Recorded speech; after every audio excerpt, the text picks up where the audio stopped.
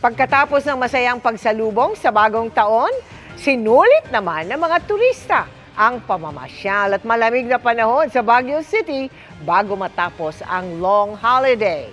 Nakatutok doon live si Bam Alegre. Bam? Mel, Happy New Year. Suot yung kanilang mga pangginaw na OOTD. Sinusulit nga ng maraming turista itong nakakalamig ng ulo na ginaw ng Baguio City bago sila matapos sa kanilang mga bakasyon.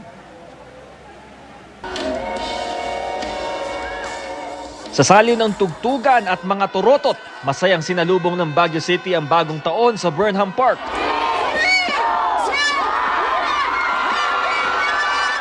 Ang inabangang mga paputok ng lungsod, makukulay at pasabog sa pagpapagilas.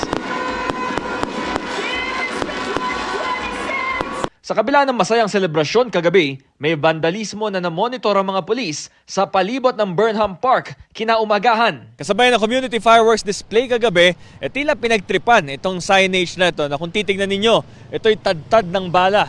Ito'y iniimbestigahan pa ng pulisya sa ngayon. Sa kabila nito, generally peaceful ang pagdiriwang ng bagong taon sa Baguio ayon sa pulisya.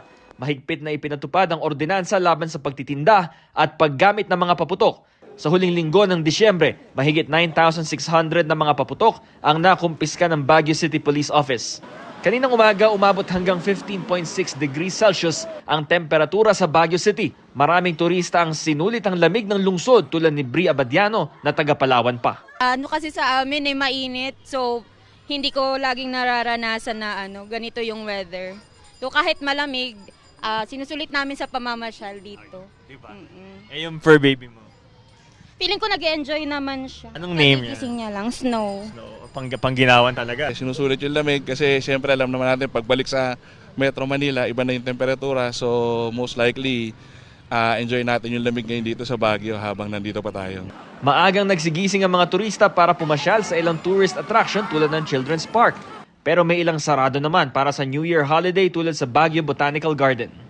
First time, so grabing favor ng Panginoon na abot kami rito. At kaso lang, sarado.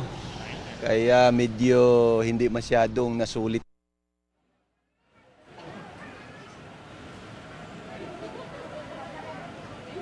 Mel, maulan ngayon dito sa Baguio City, particular sa ating kinalalagyan sa Session Road. Ang temperature ngayon, 19 degrees Celsius. Live mula rito sa Baguio City para sa GMA Integrated News, Bam Alegre, nakatutok 24 oras. Happy New Year!